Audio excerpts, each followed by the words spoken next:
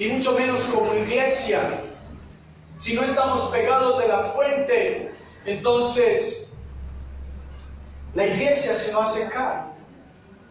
Si no estamos pegados del único que puede saciarnos, entonces nuestra vida se va a secar. Y esa fuente que nos da vida se llama Jesucristo. Es el único que puede saciar tu necesidad. Y es el único que te puede mantener como un árbol frondoso, como un árbol que lleva fruto.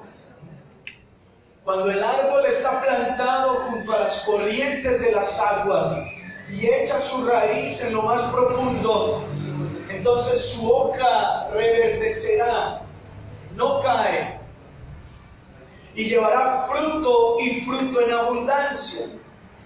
Nosotros tenemos que estar constantemente pegados de la fuente que es el Señor, porque si no, posiblemente vamos a morir espiritualmente. Capítulo 7 de Juan, versículo 37. En el último y gran día de la fiesta, Jesús se puso en pie y alzó la voz diciendo: si alguno tiene sed, venga a mí y beba. El que cree en mí, como dice la Escritura, de su interior correrán ríos de agua viva. Esto dijo del Espíritu que habían de recibir los que creyesen en Él, pues aún no había venido el Espíritu Santo, porque Jesús no había sido glorificado. Leamos el versículo 38 en voz alta, por favor. Acompáñeme con su lectura. Recuerda que la palabra nos da vida, y la palabra es la que nos va a transformar. Versículo 38, léalo conmigo a la voz de 3. 1, 2 y 3. El que cree en mí, como dice la Escritura, de su interior correrán ríos de agua viva. ¿Cuántos creen eso en esta mañana? Creemos que el creer en el Señor Jesucristo es el que nos va a dar agua, nos va a dar vida. Y cuando tú crees en Él, entonces de tu interior correrá, brotará el agua de vida. Vamos a mirar algunas cosas que sucedieron antes de que el Señor Jesucristo le dijera esto a toda la congregación que se había agolpado alrededor del templo. Esta declaración el Señor la hizo en medio de una celebración y de un ritual que los judíos tenían, y Él se paró en medio de todos y dijo esta declaración. Pero miremos cuál fue el contexto y qué pasó antes de que el Señor declarara esta poderosa palabra en las personas. Y es que para que el río de Dios corra, es para que la presencia de Dios fluya en nosotros. Entonces lo primero que necesitamos entender es que es en el tiempo y a la manera de Dios. Lo primero que te quiero enseñar en esta mañana es que todo es en el tiempo. ¿Y qué, hermanos? La manera de y a la manera de Dios. Normalmente nosotros como seres humanos tenemos todo fríamente calculado y hacemos planes y nos proyectamos y queremos que las cosas se hagan como nosotros las hemos racionado. Pero el tiempo de Dios no es el mismo de nosotros, y la manera de Dios tampoco es la manera de nosotros. Él obra de maneras que nosotros no lo podemos entender ni imaginar, y en el tiempo que Él le plazca. Por eso no es de contender con Dios de por qué no ha traído respuesta a lo que nosotros le estamos pidiendo, porque posiblemente ya la trajo, sino como tú no la esperabas. Entonces las cosas en la vida no son a nuestra manera, sino en qué, hermanos, en el tiempo y a la manera de Dios. ¿Cuántos están dispuestos a esperar el tiempo y la manera de Dios? A veces la manera de Dios es un poco difícil y dolorosa. La manera de Dios es un poco incomprensible para nosotros, pero lo único que nosotros debemos de tener claro es de que la manera de Dios es lo bueno, es lo perfecto y es lo agradable para mi vida. Por eso tú y yo tenemos que rendirnos y humillarnos y decirle: yo acepto tu manera, yo acepto tu voluntad, yo acepto tu propósito. Los hermanos de Jesús no creían en el ministerio de Jesús.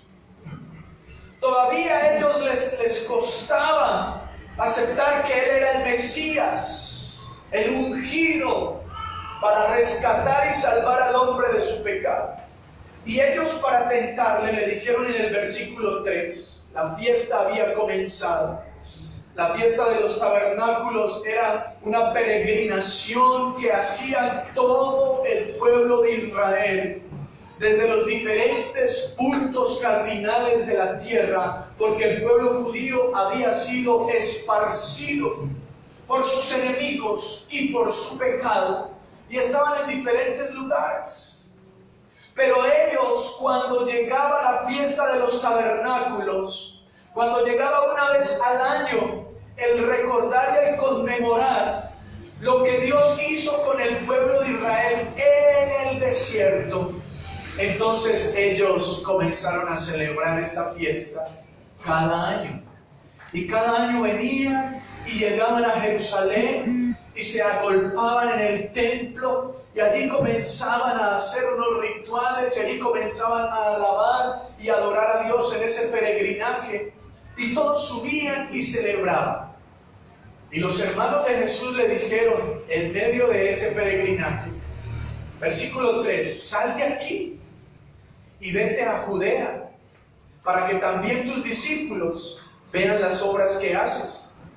Porque ninguno que procura darse a conocer hace algo en secreto. Si estas cosas haces, manifiéstate al mundo. Los hermanos le decían: ¿cómo tú vas a vender un producto teniéndolo guardado? ¿Cómo tú te vas a dar a conocer aquí encerrado en la casa? Los hermanos le decían a Jesús: si tú eres el Mesías, sal y aprovecha que viene la multitud de la gente y se van a agolpar allí en Jerusalén para que te des a conocer y ellos vean que tú eres el Mesías. El Señor Jesucristo les respondió en el versículo 6 y les dijo, entonces Jesús les dijo, para mí, ¿qué le dijo? El tiempo adecuado, aunque, hermanos, no ha llegado. El tiempo adecuado no ha llegado. Porque Dios tiene un tiempo adecuado para cada cosa, para cada uno de nosotros. Y no es porque nosotros le empujemos, le motivamos o le digamos que Él va a hacer las cosas. Es en el tiempo adecuado para tu vida que Él lo va a hacer. Es en el tiempo adecuado que Él se va a manifestar. Dígale al hermano que está a su lado, ten paciencia, no te desesperes. Es en el tiempo adecuado para tu vida. ¿Qué estás esperando? ¿Qué quieres? ¿Qué anhelas? Todavía no ha llegado el momento. Espera, porque por más que tú veas lógico que Él se manifieste ahora, el Señor está diciendo, para mí el tiempo adecuado aún no ha llegado, porque Él tiene un tiempo perfecto y específico para cada uno de nosotros. Amén. El versículo 8 y 9, el Señor les dice, vayan ustedes a la fiesta. Yo todavía no voy a subir a esa fiesta, porque para mí, y les repite, ¿qué les repite? El tiempo adecuado aún que, hermanos, no ha llegado. ¿Por qué el Señor no hace esto? ¿Por qué el Señor no hace lo otro? ¿Por qué el Señor no dice aquello? ¿Por qué no destruye esto? ¿Por qué? Porque el Señor dice, para mí el tiempo adecuado no ha llegado. ¿Y sabes qué es lo que está haciendo Él? Dándonos tiempo de que nosotros aprendamos, de que nosotros nos arrepintamos, de que nosotros estemos listos para recibir la manifestación de su gloria. Cuando tú y yo nos preparamos y esperamos en Dios, entonces le estamos dando el lugar para que Él vea que nosotros estamos listos para recibir su presencia. Lo segundo que yo veo es que Jesús es un Dios estratégico y Él comienza a manifestarse no de improviso, sin un plan, sino con una estrategia. Porque Él es estratega. Jesús actúa antes de manifestarse a los judíos, a los escribas y a los fariseos. Él lo hace de una manera sigilosa y estratégica, porque Él sabía que muchos de los fariseos y de las autoridades eclesiásticas en ese momento lo estaban buscando para matarlo, porque Él ya se iba manifestando, porque Él ya estaba dándose a conocer, porque Él ya estaba diciendo que Él era el Hijo de Dios y para ellos eso era herejía, porque Él estaba perdonando pecados, porque Él estaba sanando y para ellos eso era algo que era para el Mesías y no creían que Él era el Mesías. Entonces ya muchos lo estaban buscando para matarlo. Y Él comienza a actuar de una manera sigilosa y estratégica porque el tiempo apropiado aún no había llegado. Y miren cómo Él comienza. Él comienza a enseñar y a introducir poco a poco la verdad. En el versículo 10, miren lo que dice. Así pues, Jesús permaneció en Galilea. ¿Cuánto más? ¿Cuánto? ¿Están conmigo ahí, hermanos? Versículo 10. ¿No? ¿No es ese? ¿Qué pasó? ¿Ah? Capítulo 7, versículo 10. A ver.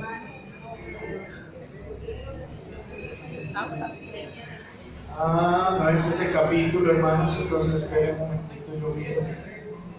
¿Cuál? 7. ¿Sí? Exactamente, sí está bien. Pero después que sus hermanos habían subido, entonces Él también subió a la fiesta. ¿Pero qué?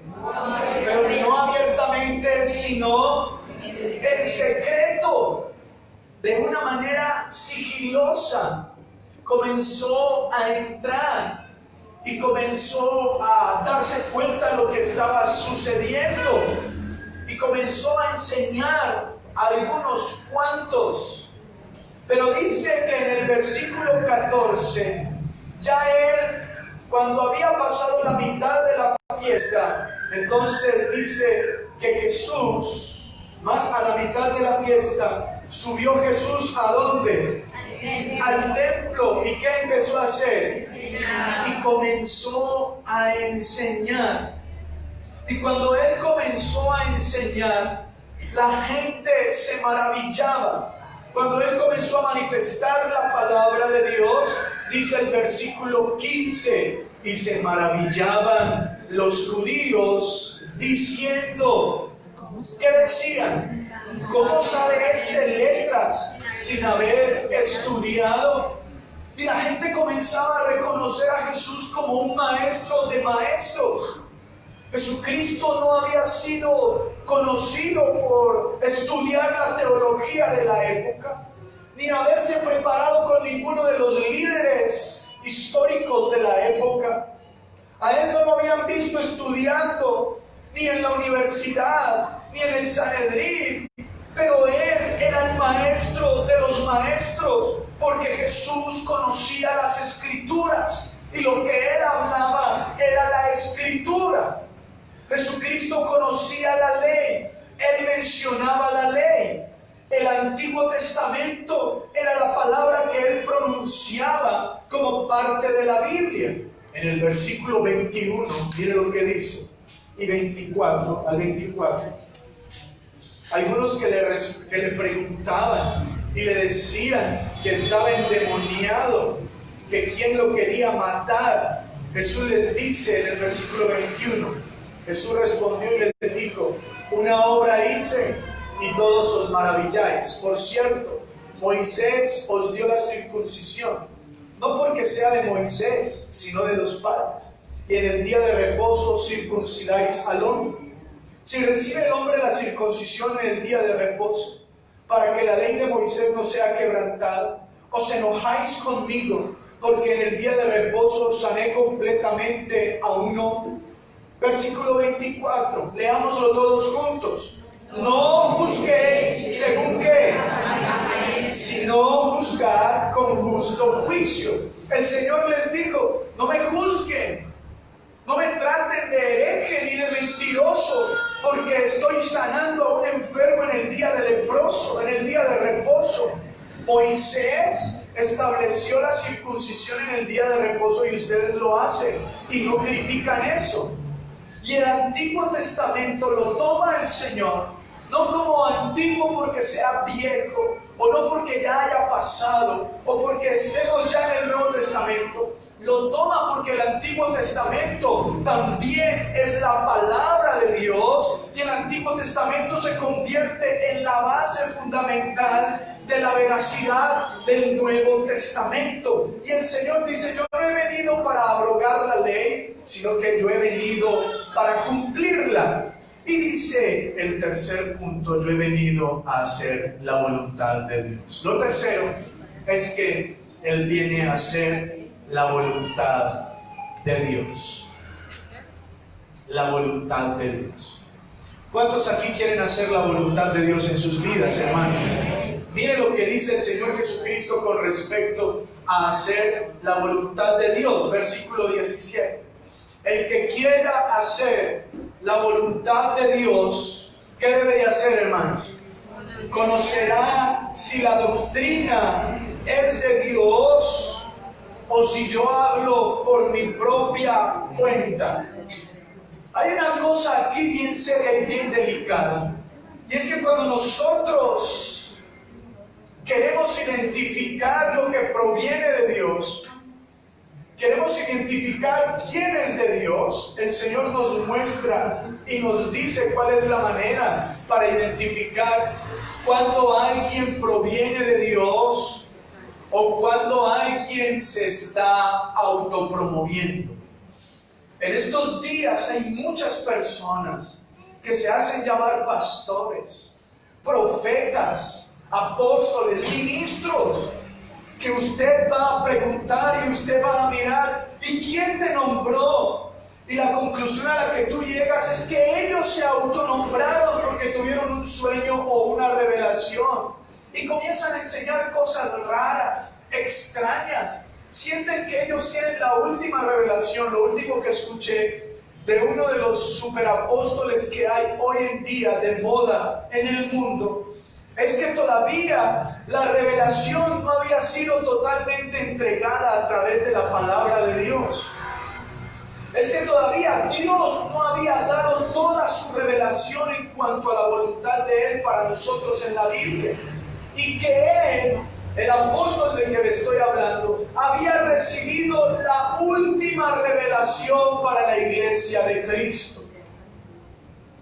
Yo quiero decirte una cosa. La revelación y la voluntad de Dios completa, total y verídica para nosotros está completamente aquí en la palabra del Señor. Aquel que dice que tiene la última revelación es aquel que quiere autonombrarse. Es que aquel que quiere darse reconocimiento. Porque si tú quieres conocer la última revelación para tu vida, escudriña la palabra de Dios y allí vas a tener la revelación para tu vida. No hay última últimas revelaciones, no hay últimas iluminaciones. Lo que el Señor hace es inspirar a los hombres en cuanto a lo que hay en su palabra para que Él lo transmita a su pueblo. ¿Cuánto lo creen así? Por eso tenemos que tener cuidado de a quién andamos escuchando y de a quién andamos siguiendo. Jesús en el versículo 16 les dice: mi doctrina no es mía. Está hablando el Hijo de Dios, sino de aquel que me envió. El que quiera hacer la voluntad de Dios conocerá si la doctrina es de Dios o si yo hablo por mi propia cuenta. El Señor estaba diciendo: yo no me estoy autonombrando, yo no estoy enseñando lo que a mí me parece, yo no estoy hablando de mis experiencias, porque hay quienes se dedican a enseñar de la experiencia que Él tuvo con el Señor. Y yo creo, y lo he dicho en varias oportunidades, en las experiencias que tú tienes con Dios aparte. Yo creo en que Dios hace cosas raras, extrañas, de que Dios nos toca y hasta nos pone a pararnos en las pestañas si quiere hacerlo, hermano. Yo creo en eso, pero son experiencias personales. Son experiencias que tú viviste con Dios y no las puedes hacer doctrina ni un pilar de la iglesia en cuanto a su edificación. Vive tu experiencia, pero en cuanto a enseñar, enseña la palabra. Vive tu experiencia con Dios, pero en cuanto a hablar, habla la palabra. ¿Me estoy explicando, hermano? Sí, estoy siendo claro con eso. Yo veo cómo en el Antiguo Testamento el Señor usaba cosas que eran raras. Una vez le dijo a uno de los generales del pueblo asirio que llegó a donde el profeta Eliseo, y el Señor le dijo a Eliseo: dígale a este que se meta a ese río y que se zambulla 7 veces. 1, 2, 3, 4, 5, 6, 7 y ¡pum! Será sano. El hombre dijo: ¿pero qué es esta locura? Ustedes me hicieron venir hasta acá para eso. ¿Cómo es posible? Eso no tiene lógica. Si yo me quisiera venir a bañar ahí en ese charquito, pues allá en Siria tengo ríos grandes y más llamativos para yo meterme y bañarme. ¿Qué me voy a meter yo ahí en ese río que se está hasta secando? No lo creía. Y el siervo le dijo: Señor, pues ya venimos y dimos este viaje hasta aquí. Créale a ver qué pasa. No tiene nada que perder. Y el general le creyó al profeta de que Dios le iba a sanar si se zambullía 7 veces. Y lo hizo, se zambulló, y cuando salió la 7ª vez, la lepra había desaparecido. Usted me dice: hermano, ¿y entonces qué? ¿Me voy a meter aquí a la cañada para ver si me quita la lepra o qué hago? No, yo no le voy a decir que haga eso. Fue algo que Dios utilizó en el momento raro, extraño, que a la lógica humana no la entendemos. Pero lo único que yo sé es que Dios obra de maneras que nosotros no podemos entender. Lo único que yo le voy a hacer es que le voy a creer a Dios y a su palabra. Amén, hermanos. Versículo 18. El que habla por su propia cuenta, ¿qué dice? Su propia gloria busca. Dígalo fuerte: su propia gloria busca. Pero el que busca la gloria del que le envió, ¿este es qué, hermanos? Este es verdadero y no hay en él injusticia. Ojo, hermanos, nosotros tenemos que aprender a abrir los ojos y mirar muy bien, escuchar muy bien lo que estamos recibiendo y las enseñanzas que estamos oyendo, porque hay personas que andan buscando el último sermón, la última revelación, a ver quién habla más bonito, más duro, qué dice, algo que yo no haya escuchado. Y hay quienes están emigrando de iglesia en iglesia porque es la iglesia de moda. No se trata de buscar iglesias de moda. No se trata de buscar noches de milagros. Se trata de entender y de saber quién proviene de Dios y quién está hablando la doctrina de Dios. Dice: el que busca su propia gloria, el que habla por su propia cuenta, su gloria busca. Pero el que busca la gloria del que le envió, este es verdadero y no hay en él injusticia. Cuando tú estás en un lugar donde te están enseñando la palabra pura, fiel, veraz, acertada al texto, entonces tú estás en el lugar correcto, hermanos. Cuando tú estás en un lugar en donde Dios es el que estableció la persona a través de la cobertura, a través de unas autoridades, entonces tú estás en el lugar correcto. No te equivoques, porque en una de esas equivocaciones tu alma se puede perder. Vamos a mirar las características de la doctrina de Dios. ¿Cuáles son las características de la doctrina de Dios? Primero, es que el que enseña la doctrina de Dios es enviado por Dios. Enviado por Dios. Versículo 16 dice: Jesús le respondió y dijo: mi doctrina no es mía, sino del que ¿qué? Del que me envió. El que enseña la palabra de Dios fue enviado por Dios.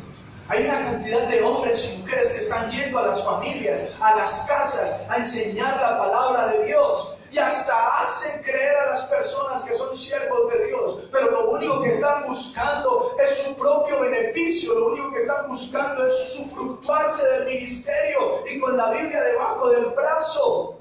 Pregúntale: ¿a ti quién te envió a enseñar la palabra? ¿A ti quién te dijo que vinieras a enseñar la palabra? ¿Quién es la cobertura que tú tienes para enseñar la palabra? En estos días hemos estado enviando hombres y mujeres de esta iglesia a sus casas, a las casas, líderes que hemos conocido, hombres que han sido de buen testimonio, que se han sujetado a nuestra autoridad, que comparten la misma doctrina que nosotros compartimos, y nosotros le decimos: vaya y enseñe la palabra a las casas, vaya y enseñe la palabra a los barrios, vaya y diga que Jesucristo vive y que usted tiene la cobertura nuestra. Por eso estas células, estas casas de bendición están siendo abiertas, no con cualquier persona. Los líderes que estamos enviando son personas que Dios ha puesto en medio de la congregación para bendecir la iglesia del Señor. Es enviado por Dios. Número 2, busca la gloria de Dios. Cuando tú quieres conocer a alguien que está enseñando la doctrina de Dios, entonces tú tienes que saber que no está buscando que el centro sea Él, que lo reconozcan a Él, que lo alaben a Él, que le digan a Él, sino que esa persona que está hablando la palabra de Dios se está haciendo el más pequeño y el menos visible para que la gloria de Dios sea manifestada, hermanos. Busca el reconocimiento de Dios, busca que las personas vayan a Dios. Él es verdadero y dice: no hay injusticia en Él, según el versículo 18. Nosotros tenemos que tener discernimiento con estas cosas, hermano, porque en estos días hay cantidad de hombres que se han dedicado a engañar a la iglesia, a engañar al pueblo, y aún a los escogidos están tratando de engañar. ¿Cuál es la doctrina de hombres?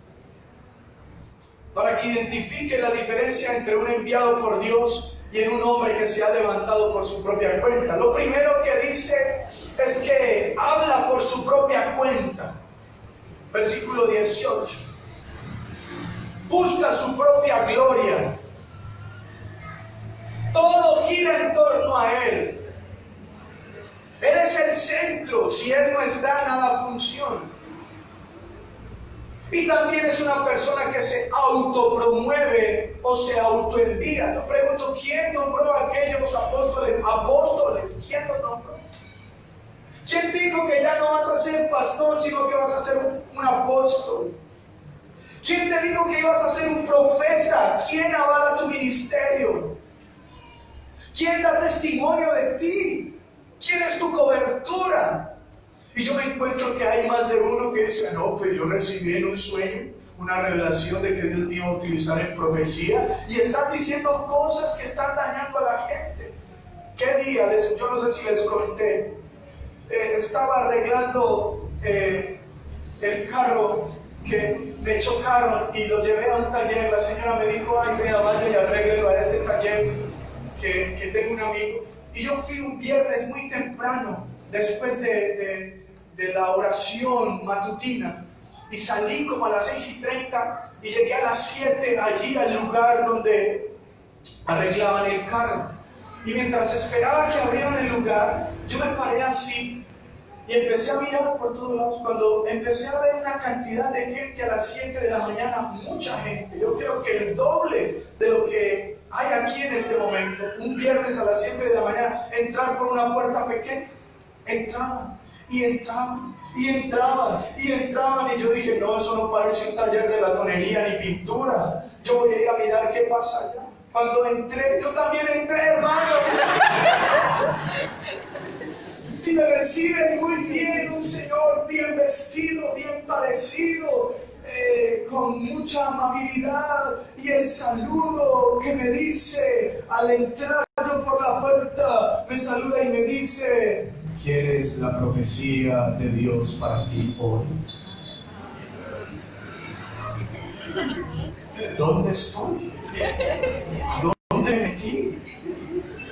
No tengas miedo, ven, entra, y la profeta va a salir en unos minuticos y te va a profetizar lo que tú necesitas escuchar.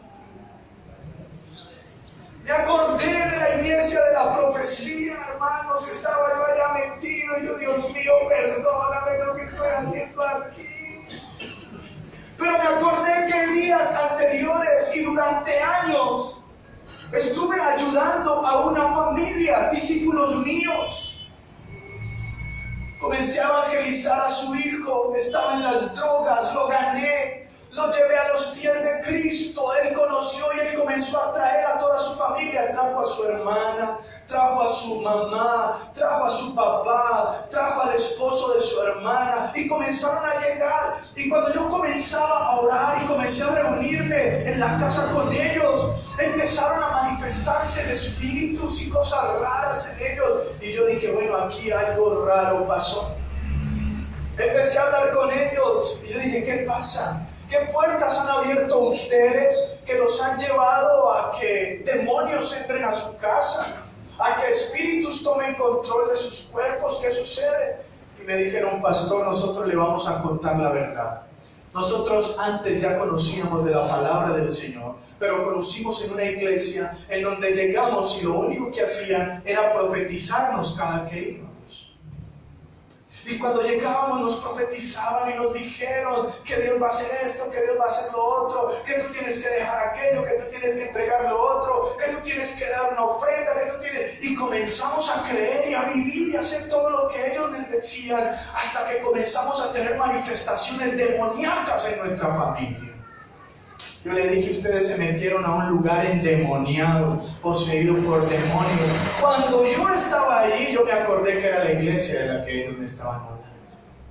La gente va a escuchar, la gente quiere oír, la gente quiere recibir que pongan las manos, pero la gente no quiere leer la verdad y la profecía segura que está en la palabra de Dios. Si tú quieres profecía, ve a la profecía. Si tú quieres escuchar lo que Dios tiene para ti, ve a la palabra de Dios. No esperes la palabra de un hombre. Aquí está la profecía segura. Aquí está la palabra efectiva que va a traer sanidad, que va a traer liberación, que va a traer restauración. Y yo no es que no crea en la profecía. Yo he sido usado por Dios en profecía. Pero yo no soy partidario de aquellos hombres que se autodenominan profetas y por todo están dando una profecía y están llevando a la gente a que dependan de la profecía y no del Dios de la palabra. ¿Están escuchando, hermanos? Amén. Yo salí de ahí, fui y confesé mi pecado y dije, Señor, perdóname por haber entrado acá. Y el Señor me perdonó. Amén. Nunca más me metí ahí. Eso queda por allá por San Diego, detrás de los talleres. Yo no sé si alguno estaba allá. ¿Alguno lo ha visto? ¿Alguno sabe de cuál estoy hablando? A ver. No, es una broma, estoy bromeando. Habla su propia doctrina, busca su propia gloria, y todos están esperando la manifestación del profeta. Todos están esperando que llegue el apóstol. Todos están esperando que se manifieste el hombre de Dios. Todo gira en torno a la gloria del hombre y no a la gloria de Dios. ¿Me están escuchando, hermano? Lo que les estoy enseñando es doctrina que te va a ayudar a crecer, para que nadie te vaya a engañar, ni en la televisión, ni en la radio, ni en ningún otro evento. Si tú coges esto que te estoy diciendo, tú vas a comenzar a ser un cristiano firme, creciente y maduro en la palabra de Dios. Lo cuarto que te quiero enseñar es el preludio del último y gran día de la fiesta. Cuando hablo del preludio, es lo que antecedió la manifestación de Jesucristo en el último y gran día de la fiesta. Fue algo progresivo, diga conmigo, progresivo. Dios comenzó a hablar de una manera progresiva. Jesucristo comenzó a manifestarse de una manera progresiva. El primer día todos se maravillaban cuando Él enseñaba la doctrina. El segundo día les hablaba de la ley de Moisés y confrontaba su religiosidad y sus pecados. Y luego más adelante Él comenzó a hablar públicamente, no tuvo temor. Versículo 26, mire lo que dice. Versículo 26, pues mirad. Leamos desde el 25. Decían entonces algunos de Jerusalén, ¿no es este a quien buscan para matarle? Pues mirad, ahora está hablando como, hermanos, públicamente, y no le dicen nada. Ya el Señor estaba hablando públicamente, ya se estaba manifestando de una manera más real, más fuerte, más abierta, porque ya estaba llegando el tiempo que, como decimos al principio, el tiempo que apropiado. No se olviden de esto. Y en el versículo 28, entonces el Señor Jesucristo dice, versículo 28, Jesús entonces enseñando, ¿ya dónde estaba enseñando? Ya estaba en el templo, hermanos. Alzó la voz y dijo, a mí me conocéis y sabéis de dónde soy, y no he venido de mí mismo, pero el que me envió es que, hermanos, verdadero, a quien vosotros no conocéis, pero yo le conozco, porque de Él procedo y Él me envió. El Señor Jesucristo estaba confrontando a los sacerdotes y les decían, ustedes creen conocerlo, ustedes creen estar con Él, pero no le conocen, porque Dios es más que una religión, porque Dios es más que un ritual, porque Dios es más que una celebración anual, pero yo le conozco porque vengo de Él, Él me envió. Versículo 30 dice, procuraban prenderle, pero ninguno le echó mano, porque aún no había llegado su hora.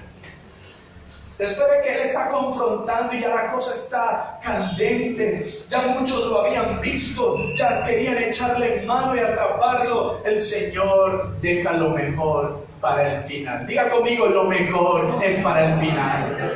Dígale a su hermano, lo mejor está por venir. Dígale al otro, no temas, porque lo mejor ya viene.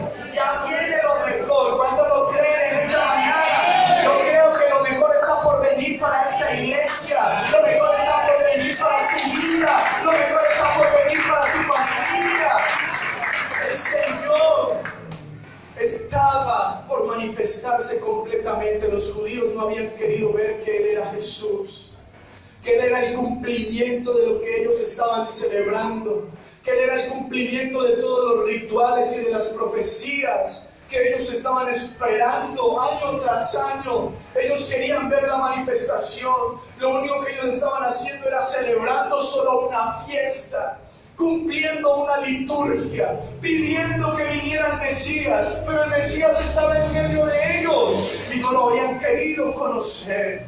El Mesías se había manifestado y no lo querían recibir. Hay quienes están en la iglesia de una manera religiosa, vienen al culto. Escuché una frase un poquitico difícil estos días de alguien que decía, hay quienes están yendo al culto como iban antes a la misa, porque sus vidas evidencian que todavía no han conocido a Dios. Y vienen al culto y cantan, pero salen y muestran con su conducta de que aún no han conocido a Dios. Esto se llama religiosidad. Y la religiosidad nos seca, la religiosidad nos mata. Hay quienes vienen y toman la Santa Cena religiosamente y no vienen sino el domingo de la Santa Cena, pero no es más que una religión. Lo mismo estaba pasando aquí con los judíos. Y ellos hacían fiestas y hacían referencias de cosas que ellos sabían. Conocían las palabras del profeta, conocían el Antiguo Testamento, pero su corazón estaba lejos de Dios. Mira algunos ejemplos que ellos celebraban. La fiesta de los panes sin levadura. La fiesta de los panes sin levadura era la representación del maná, la representación de la provisión de Dios en el desierto, porque Dios es el que nos provee. Y el Señor Jesucristo los confronta y les dice: mire, ustedes están dando gracias por el maná, pero no se han dado cuenta de que yo soy la provisión de Dios para ustedes. Capítulo 6 del libro de Juan, versículo 31 al 36, dice: nuestros padres comieron el maná en el desierto, como está escrito, pan del cielo les dio a comer. Y Jesús les dijo, Jesús siempre estaba allí para mostrarles la verdad. Jesús siempre estuvo allí para confrontar su religiosidad. De cierto os digo, no os dio Moisés el pan del cielo, mas mi Padre os da el verdadero pan del cielo. ¿De quién estaba hablando Jesús ahí? De Él mismo. Versículo 34, versículo 33. Porque el pan de Dios es aquel que descendió del cielo y da vida al mundo. Le dijeron: Señor, danos siempre de este pan. Leamos juntos el versículo 35 en alta voz. 1, 2 y 3. Jesús les dijo fuerte: yo soy el pan de vida. El que en mí viene nunca tendrá hambre, y el que en mí cree no tendrá sed jamás. Cuando dicen amén, Él es el pan de la vida. Mas os he dicho que aunque me habéis visto, ¿qué, hermanos? No creéis. Los judíos estaban en su religión. Lo segundo que Jesús les mostró fue el candelero en el templo. El candelero en el templo era algo que ellos tenían en sus iglesias y representaba la columna de fuego que los acompañaba en el desierto. Jesús les dijo en Juan capítulo 8, versículos 12 y 13. ¿Por qué les estoy enseñando esto? Porque no se trata de religión, no se trata de imágenes, no se trata de creer conocer, sino de recibir la bendición de nuestro Jesucristo. Juan 8, versículos 12 y 13. Otra vez Jesús les habló. ¿A quién les habló? A los escribas, a los fariseos y a los que estaban tentándole para matarle. Diciendo, ¿qué dijo? Ustedes tienen un candelero allá que representa el fuego que guiaba al pueblo de Israel en la noche. Pero yo hoy les digo, ¿y qué les dijo? Yo soy la luz del mundo. El que me sigue no andará en tinieblas, sino que tendrá la luz de la vida. No se trata de la vela que prendemos, no se trata del candelabro que prendemos, se trata de que Jesucristo es la luz del mundo y solamente en Él hay salvación, ¿verdad que sí, hermano? Versículo 3, entonces los fariseos le dijeron: tú das testimonio acerca de ti mismo, tu testimonio no es verdadero. Ellos estaban endurecidos. Lo tercero que te quiero mostrar es la Pascua. La Pascua simbolizaba la muerte del Cordero, que el pueblo de Israel sacrificaba cada año para recordar cómo Dios les salvó y les perdonó la vida a los primogénitos. ¿Recuerdan la historia, hermanos? Y a través del sacrificio de un cordero, Dios les dijo: siempre van a recordar que yo tuve misericordia de ustedes y les salvé la vida. En Juan capítulo 12, vaya allá por favor. Juan capítulo 12, versículo 27 al 36. Lea conmigo la palabra. Ahí está el Cordero de Dios que iba a ser entregado para salvación de nosotros. El Señor dice: ahora está turbada mi alma. ¿Y qué diré? Padre, sálvame de esta hora. Mas para esto he llegado a esta hora. Padre, glorifica tu nombre. Entonces vino una voz del cielo: lo he glorificado y lo glorificaré otra vez. Y la multitud que estaba allí y había oído la voz decía que había sido un trueno, otros decían, un ángel le ha hablado. Respondió Jesús y dijo, no ha venido esta vez por causa mía, sino por causa de vosotros. Versículo 32, y yo, si fuere levantado de la tierra, a todos atraeré a mí mismo. Y decía esto dando a entender de que muerte iba a morir. Le respondió la gente, nosotros hemos oído de la ley que el Cristo permanece para siempre. ¿Cómo pues dices tú que es necesario que el Hijo del Hombre sea levantado? ¿Quién es este Hijo del Hombre? Entonces Jesús les dijo, aún por un poco está la luz entre vosotros. Andad entre tanto que tenéis luz, para que no os sorprenda las tinieblas, porque el que anda en tinieblas no sabe a dónde va. Entre tanto que tenéis luz, creed en la luz, para que seáis hijos de la luz. El Señor estaba hablando de su muerte. Y lo cuarto y lo último con lo que quiero terminar de las manifestaciones de Jesús para quitar la religiosidad de estos hombres es que Jesucristo es el agua de vida. Y aquí vamos a hablar de la fiesta de los tabernáculos. Fue en donde iniciamos la enseñanza. Juan 7:37. Imagínate la escena. El pueblo venía cada año a Jerusalén y subían y comenzaban a hacer carpas, comenzaban a improvisar lugares en donde se hospedaban en esa fiesta, recordando cómo el pueblo durante 40 años habitó en el desierto, en carpas, en tabernáculos que eran movibles.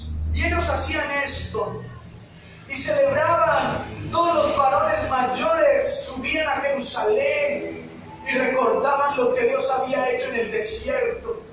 Colocaban alrededor del templo durante 7 u 8 días las carpas y celebraban la salvación de Dios para sus vidas. Y en el último gran día de la fiesta, el sacerdote tomaba una vasija grande e iba a sacar del estanque de Siloé agua, la llenaba y luego él se paraba en el templo y comenzaba a derramar el agua en el altar. Y todos ese día venían a la fiesta, en el templo levantaban las ramas, celebraban el agua que Dios les había hecho salir de la peña, recordaban cómo Dios les proveyó el agua en medio del desierto y todos cantaban, decían el Salmo 113, cantaban el Salmo 118, cuando llegaban las palabras y decían alabad al Señor, alabad pueblos todos, al Dios que nos proveyó, al Dios que es bueno, y todos participaban en el culto y gritaban, Él nos dio vida, Él nos dio agua, y batían las ramas. Imagínate esa escena, aquella ceremonia dramática, aquella ceremonia del último y gran día de la fiesta. El Señor se para en medio del sacerdote, se para en medio del templo y le dice a toda la gente, versículo 37, en el último y gran día de la fiesta, Jesús se puso en pie y alzó la voz diciendo, gente, pueblo, escuche. Hoy ha llegado ese día que ustedes están pidiendo. Si alguno tiene sed, el sacerdote estaba ahí con la vasija derramando el agua. Les dijo el Señor, si alguno tiene sed, venga a mí y beba. El que cree en mí, como dice la Escritura, de su interior correrán ríos de agua viva. Se me viene a la mente aquella escena en donde estaba la mujer en el pozo, la samaritana sacando agua del pozo. Y él se acercó y le dijo, dame de esa agua. Y ella le dijo, ¿cómo tú siendo judío me pides que te dé de esta agua? Pues no te voy a dar de esa agua. El Señor Jesucristo le dice en el capítulo 4, versículo 10. Respondió Jesús y le dijo, si conocieras el don de Dios, ¿y quién es el que te dice, dame de beber? Tú le pedirías y Él te daría agua viva. Mas el que bebiere del agua que yo le daré, dice la palabra, no tendrá sed jamás, sino que el agua que yo le daré será en él una fuente de agua que salte para vida eterna. ¿Qué te quiero significar con esto, hermanos? Cuando tú tomas del agua del sacerdote, cuando tú tomas del agua del mundo, cuando tú sacias tu sed con las cosas de afuera, cuando tú calmas tus ansias con lo que el mundo te puede ofrecer, posiblemente, o más bien seguramente, más temprano que tarde vas a volver a tener sed y nada te va a calmar y nada te va a saciar. ¿Ha visto alguna vez a un enguayabado levantarse a seguir qué, hermanos? Tomad y beber algo que tengo mucha sed. Y se acaban de gastar toda la plata la noche anterior y la mañana están pelados, no tienen nada, están aburridos y dicen, yo no vuelvo a beber, deben agua, deben algo. Y toman, y se les quita la sed, se calma la sed.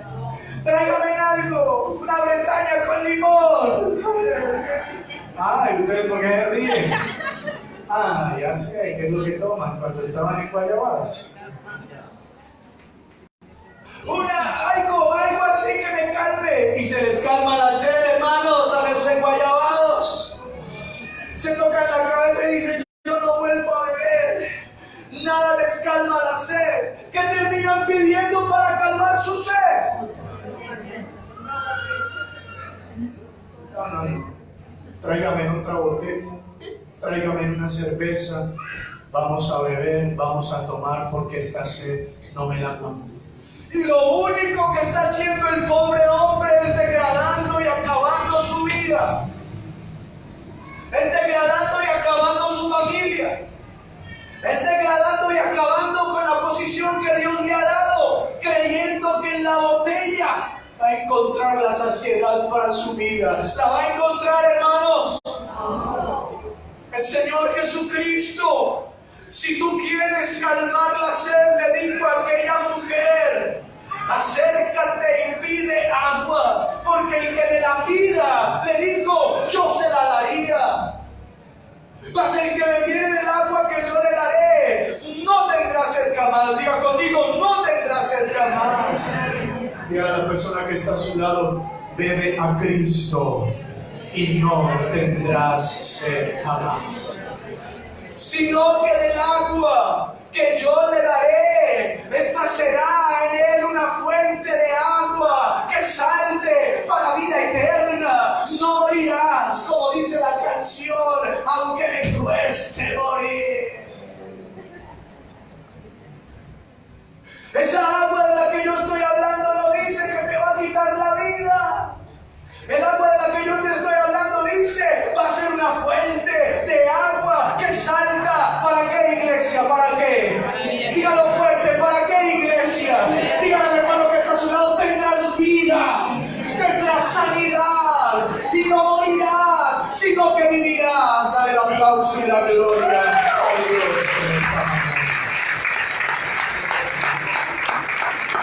Aleluya.